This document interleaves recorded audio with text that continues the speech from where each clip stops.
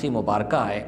رسول کریم صلی اللہ علیہ وسلم نے فرمایا ان مما ادرک الناس من کلام النبوۃ الاولی اذا لم تستحی فاصنع بما شئت،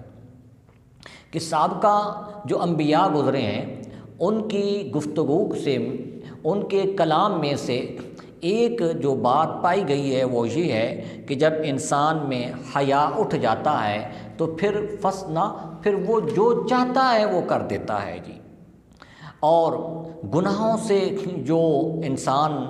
رکتا ہے اس کے اندر سب سے جو مین چیز ہوتی ہے وہ حیا ہی ہوتی ہے۔ حیا کے متعلق رسول کریم صلی اللہ علیہ وسلم کی بہت سی احادیث مبارکہ ہیں۔ آپ نے فرمایا الحیاء لا یأتی الا بخیر، حیا ہمیشہ بھلائی ہی سے حاصل ہوتا ہے۔ بھلائی سے مراد احسان ہے، اچھائی ہے، نیکی ہے،